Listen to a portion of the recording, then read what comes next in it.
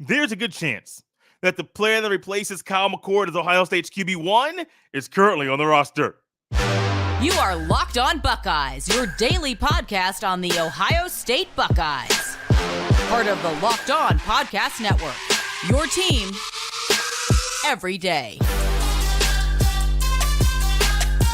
I'm sure Ryan Day didn't expect to have to go through a quarterback competition heading into the bowl season, but that's where we are right now. Welcome in, everybody, to a Wednesday edition of Locked On Buckeyes here on Wednesday, December 6th in the year 2023. I am your host, Jase Stevens, also the host of the Jay Stevens Podcast. During today's show, we will discuss Buckeyes that are currently on the roster that might enter the transfer portal, and the NCAA proposes a new D1 subdivision. If you are a Buckeye fan looking for daily Ohio State news, updates, and analysis sent right to your phone, send a text to 614-587-7853. When you sign up, you will get a 14-day free trial.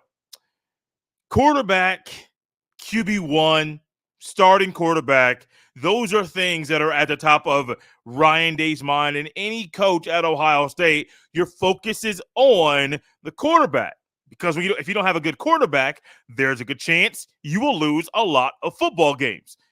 Losing your quarterback, having him into the transfer portal, as soon as that bad boy opens up, that's not a good feeling. Now, there was a good chance and there's a possibility that Ohio State and Ryan Day and the other coaches had a feeling or knew that Kyle McCord was going to enter the portal when it opened up. However, having a feeling it's going to happen, but not knowing for sure, but hits you a little bit different when that thing actually happens. I was shocked. I'm sure you were shocked. People are tweeting at me, asking me questions. Julian Fleming's in the portal. There are a lot of Buckeyes in the portal, but none of them hit you as hard as Kyle McCord does. And the question came to my mind, is Ohio State's next starting quarterback, not just in the Cotton Bowl, but also in 2024, currently on the roster? And I think there's a good chance that guy is on the roster, not in the portal. And there may be more talented guys in the portal, but Ryan Day recruits in a way that you recruit guys to come to Ohio State, knowing they're talented, knowing that they can be developed, or you believe they can be developed, and you believe that at some point they'll be QB1 in Columbus. Number 33, Devin Brown, next man up, literally on the depth chart. And I do think there's a good chance, a realistic shot, that Devin Brown can win the quarterback battle, not just going into the Cotton Bowl, which I don't know how much of a battle it really is, but it is a battle there currently right now in Columbus, but also in the 2024 football season. Yes, we're projecting, looking out into next season, because you want to know who your quarterback is as soon as you can figure that thing out. This year, Ohio State's quarterback competition went into the regular season. That's never something you want to have happen. But when you know you got Indiana week 1, and you got Youngstown State week 2, and you got Western Kentucky week 3, you know you can go into the early part of the season and let the competition roll into week 1, week 2, week 3. And looking back now, I wonder if Devin Brown didn't get hurt, would he have won the quarterback competition? I don't know. I still would have been leaning Kyle McCord like I was all offseason. But truly, I don't know what would have happened if Devin Brown was fully healthy all offseason, played in the spring game, didn't have a 4 to 6 week setback in the offseason. I don't know what could have happened. But here is his time to shine. Here is his time to prove to everybody and show the entire country the kind of quarterback that he is and that he deserves to be QB1 in Columbus. When it comes to Devin Brown, his numbers throughout his career, he's played 7 games total, 5 this year. He's a redshirt freshman because he redshirted a year ago. He threw for 197 passing yards, threw 2 touchdowns, 1 interception. Completion percentage isn't high at 54.5%, but you're not playing that much and you're banged up. That thing might happen. Now, can that number get better? Absolutely. I'm not saying Ohio State's going to have a quarterback who's only completing a little over half of his passes in 2024. I don't think that. But when it comes to who's currently on the roster and what Ryan Day normally wants, what Ryan Day normally dives into with the quarterback position, Devin Brown can win that thing. Some of you right now are saying, Jay, you're crazy. You may not be a Devin Brown guy, and Some of you may think that I'm not a Devin Brown guy, which regardless of what we think, what reality is, Devin Brown should be the leader in the clubhouse to win the quarterback competition. And if he is not, that means Lincoln Kienholz over the past month has made great strides and moved up that depth chart and progressed in a great way. Because from what I saw, and I think we all saw when he got a little bit of play on the field, it was, hey, this man has a long way to go. I think in the future, he'll be great. But right now, he's a true freshman who is still learning the play of college football and really trying to get up to speed with the literal speed of the defensive players in the game at this level. Are you a Devin Brown guy? Are you not a Devin Brown guy? No matter where we stand, it would be a whole lot easier for Ryan Day to work with Devin Brown, who already knows the offense, who already knows Day's expectations, who already knows Day's a few of Day's tendencies, not all of them. He doesn't get on the field a lot, but he does know a few of Ryan Day's tendencies. Then to go in the portal to get somebody, Dylan Gabriel's probably not going to be at Ohio State. I've been reading that he's probably going to take a visit to Oregon, and that's the leader to get his services. Riley Leonard, which would be great, but Riley Leonard is probably going to Notre Dame. Went in the portal and had a no contact, which I'm like, hey man, if there's supposed to be no tampering going on in the sport, how do you enter the portal and then immediately say, oh, no contact? Make that make sense for me, because it does not. It doesn't make any sense at all. Do you want Cam Ward? Okay, cool. Go out there and get him. Do you want DJ Uiagalelei? Okay, cool. Go out there and get him. What do those two guys have in common? They both have played at multiple college football teams, have learned multiple college football systems, and now what do you want to do? Bring them in, deconstruct both of the old systems that they learned under, and then construct them and teach them your system? That deconstruct process might take a little bit of time. Man, it would be a whole lot easier to work with somebody that's currently on your team. However, some of y'all like, Jay, have you lost your mind talking about all this? However, think about this. When it comes to Devin Brown, what we saw right now is not a guy who is currently ready to be QB1. So it's going to take an offseason. It's going to take a lot of progression. Throw the athleticism out the window, because I don't think his athleticism in that conversation is as big of a part of his game as some people think it's going to be. Even though he's wearing a running back number 33, he is a quarterback, and that's a legal number for a quarterback to wear in the sport. What we saw this year was not a guy who was ready to be QB1 in Columbus, but we also didn't get to see that much of him throwing the football. In his career, he's only thrown 22 passes. All of those came this year. He played in 2 games last year as a freshman, 5 games this year total, 7 games total in his career. He has 12 for 22, and all of those completions and attempts came in this season. And so when I say I don't know what he's going to be next year, it's true, and the projection is hard to make on a guy who's only completed a little over 50% of his passes, and a guy who's only thrown the football 22 times in 7 games in this sport. So what we have seen so far to me is not a guy who is ready right now to be QB1. But another offseason, if he's healthy, gets his feet under him, figures out the accuracy, gets more time to create some chemistry with the football players on his team that he'll be throwing the football to next year, we'll got to wait and see what's going to happen in the future. Right now, I can't say definitively that Devin Brown is going to be QB1 next year, but I do believe there's a good chance that next year's QB1 is currently on the roster. Have you thought about Buckeyes that might enter the transfer portal? I have, and I got a list of a few that might enter the portal this week, coming up next on Locked On Buckeyes. This episode is brought to you by our friends at Jase Medical. I know we come to sports to escape from some of the crazy realities of real life, but can't we talk for just a minute about preparing for real life? According to the FDA, pharmacies are running out of antibiotics like amoxicillin right in the middle of the worst flu season in over a decade. This is scary. I can't imagine a more helpless feeling than if one of my parents got sick while a supply chain issue kept them from the life-saving medication they needed thankfully will be okay because of Jase Medical. The Jace case is a pack of 5 different antibiotics to treat a long list of bacterial illnesses, including UTIs, respiratory infections, skin infections, among others. This stuff could happen to any of us. Visit jasemedical.com and complete your physician encounter. It will be reviewed by a board-certified physician, and your medications will be dispensed by a licensed pharmacy at a fraction of the regular cost. It's never been more important to be prepared than today. Go to jasemedical.com and use code LOCKEDON to get $20 off your order. Once again, go to jasemedical.com and use offer code LOCKEDON to get $20 off your order.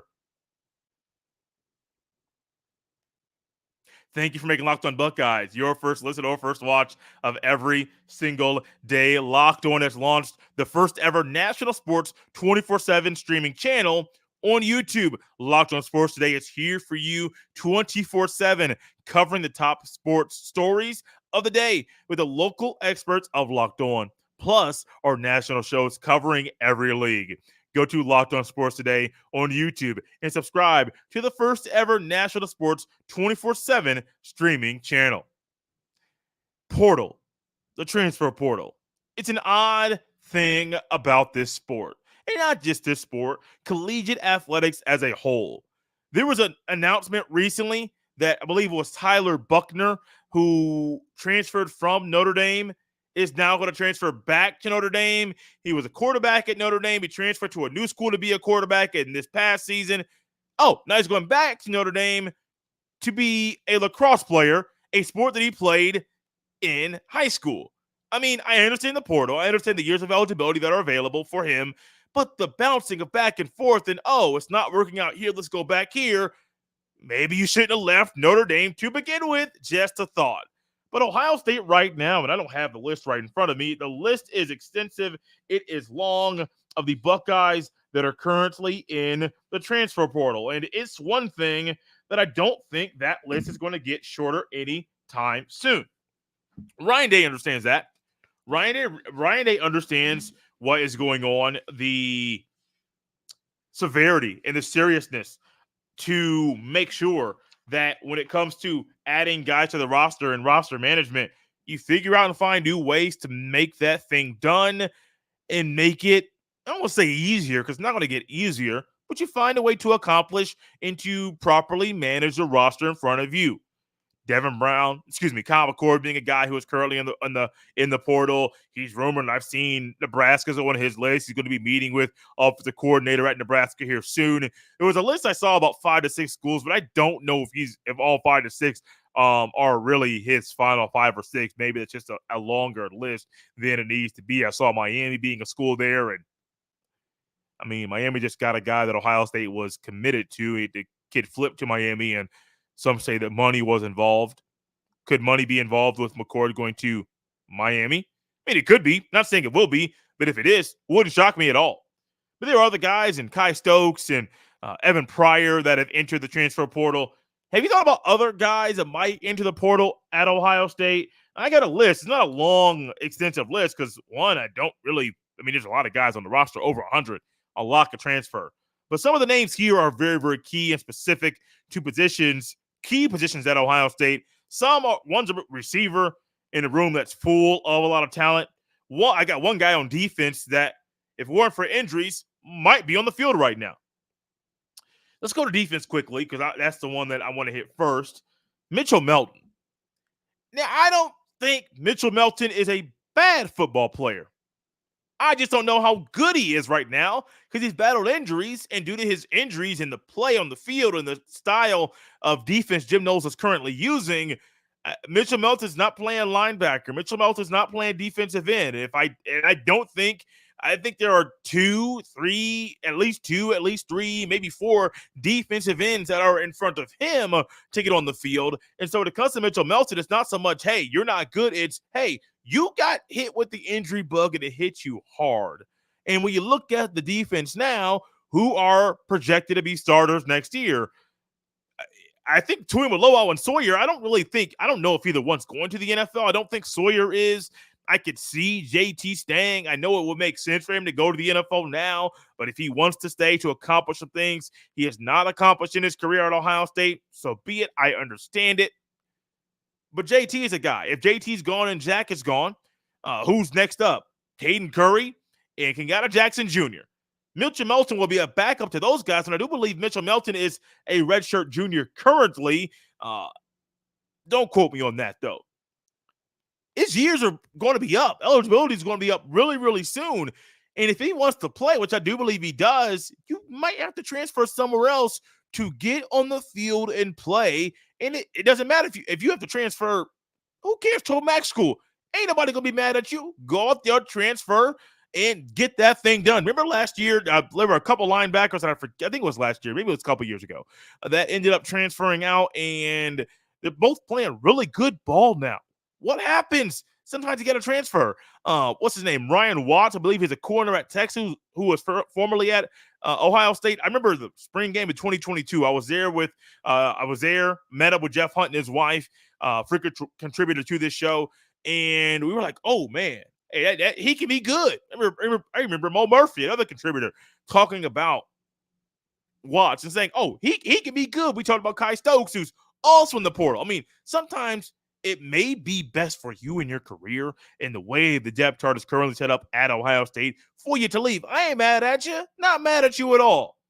But Mitchell Melton wouldn't surprise me at all if he left. And I really would. I mean, part of me would be shocked if he stayed because he could go somewhere else and get on the field, buddy, immediately. Let's go to offense. And I was sitting here thinking about next year's wide receiver room and potential starters and the youth movement that is there at that position. Two of the freshmen this year that I think should have played a little bit more than they did, Cardinal Tate, Brandon Ennis. I don't believe I am I don't think I'm the only person that believes that about those two guys. But next year, let's just say Harrison Jr. leaves and Abuka leaves, which is realistic that both are gone. Who's next up? Is it Ennis? Is it Tate? Yes. Would I play them over Jayden Ballard? Probably. And add Jayden Ballard to the mix. No, not right now. Not right now. I think Jayden Ballard is going to start, but I don't know if there's a rotation of 5 or 6. Why? Because you got Noah Rogers, Bryson Rogers, who are really good freshmen, but you also have coming in Jeremiah Smith, who is a dog, which is what you need at that position. You need dogs. Guys that can go out there, get the ball consistently, get that yak yardage, and move the ball down the field.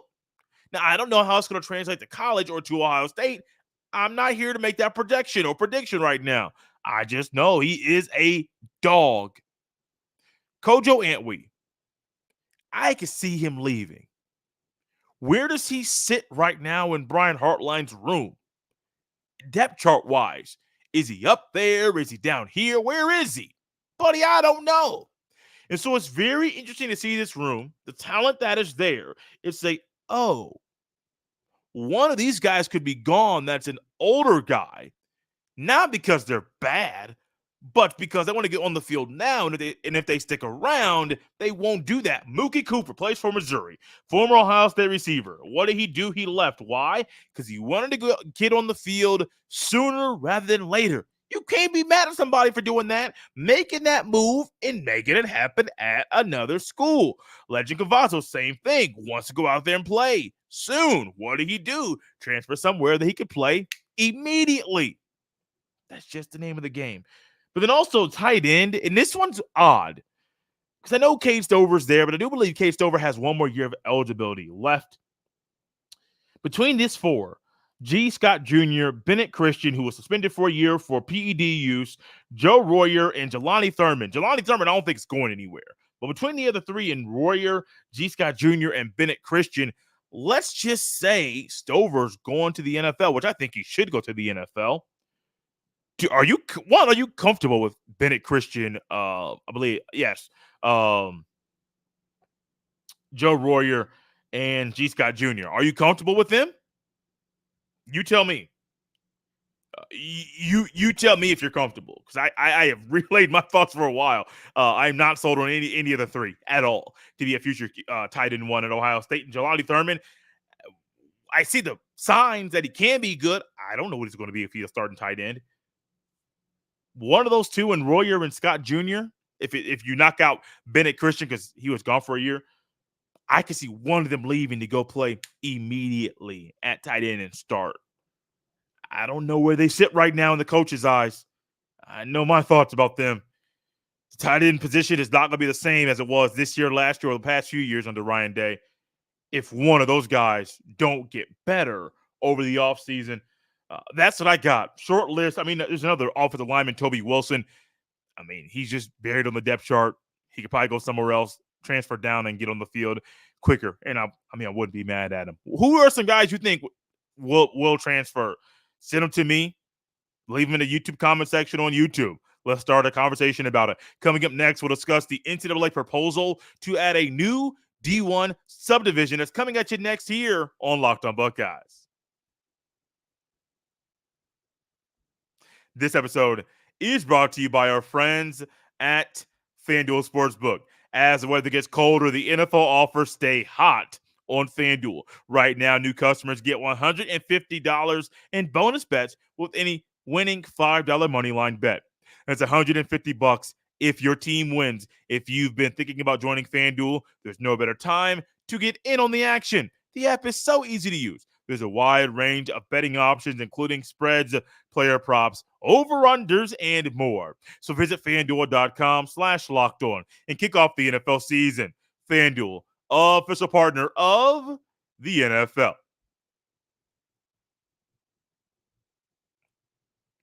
Thank you for making Locked On Buckeyes your first listen or first watch of every single day. If you are looking for daily Ohio State news, updates, and analysis, send it right to your phone. Send a text to 614-587-7853. When you sign up, you will get a 14-day free trial. Have you considered the NCAA at changing at the highest level, at the D1 level? I haven't.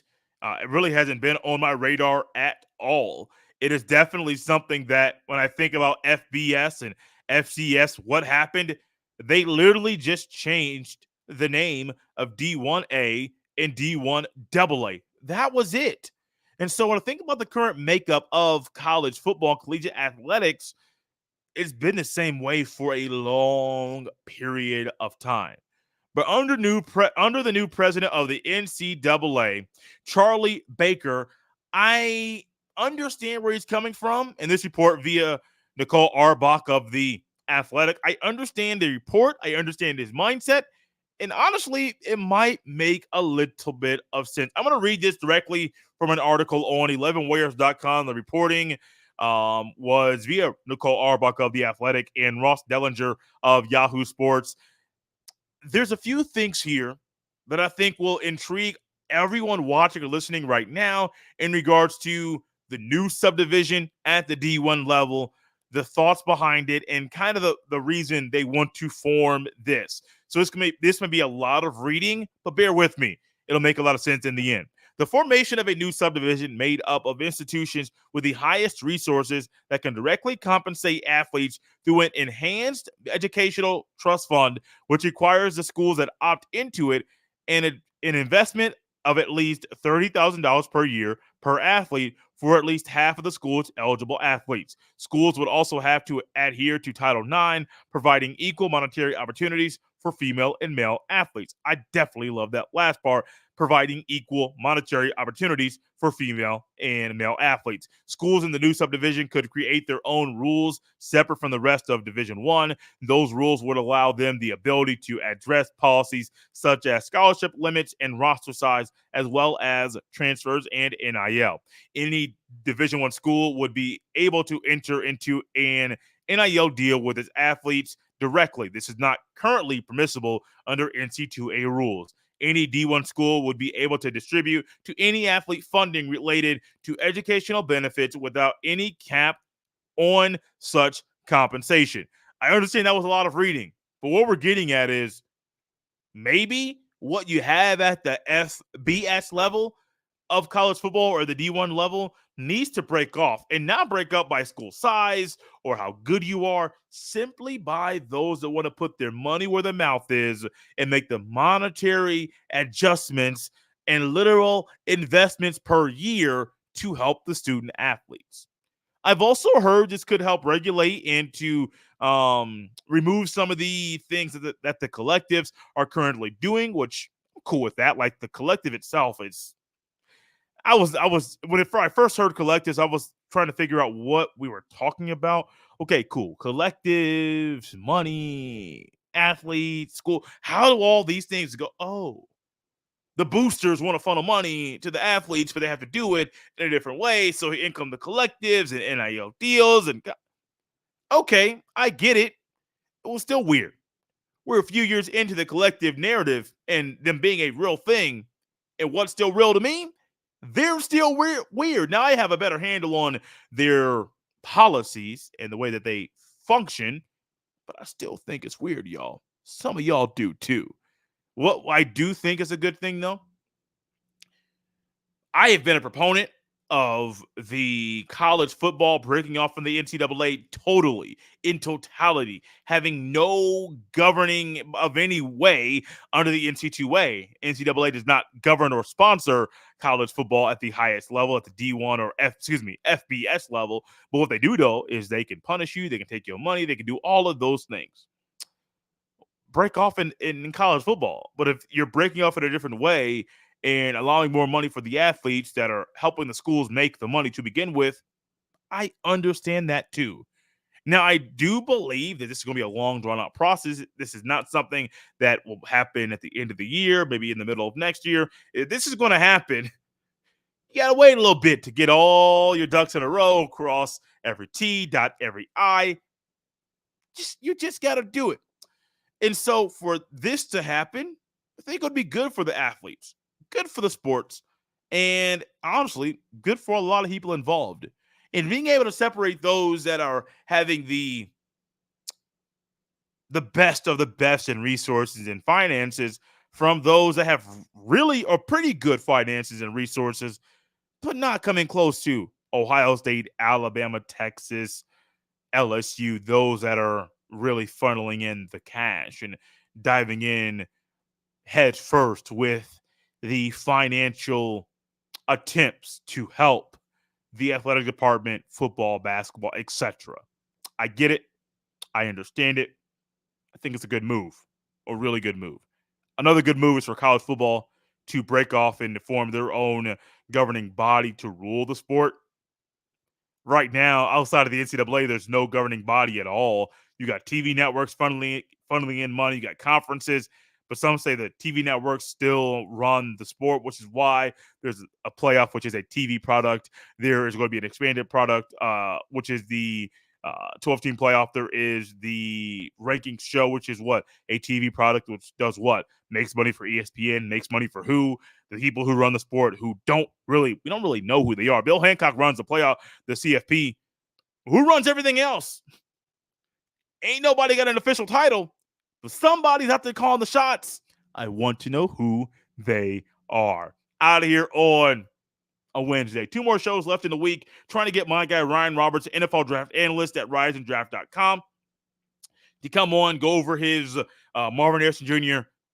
Scouting report, and also discuss Kyle McCord transferring from Ohio State. In the meantime, you can follow me on X, formerly known as Twitter, at JStevens07. You can also send all of your emails to jstevens317 at gmail.com. Out here on a Wednesday, Buckeye fans. I'll see you next time.